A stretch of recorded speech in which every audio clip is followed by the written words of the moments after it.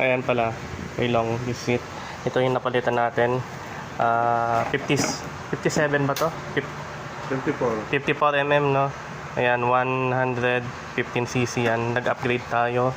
Nakasalpak na ng 59 R8.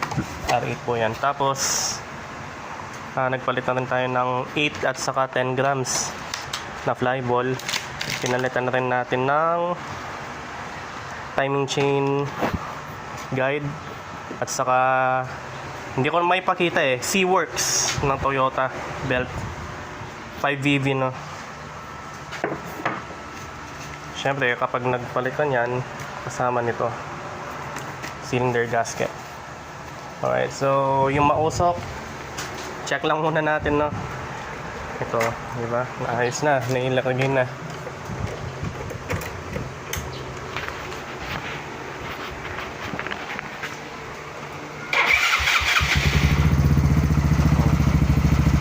Walang kausok-usok kahit patayin natin to. Yan. Ngayon, meron pa siyang isang issue, ayusin natin yan. Ito. Yung dito niya kasi matunog na. Papalitan natin ng bearing yan.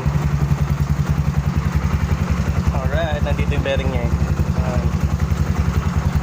Hero Vlogs.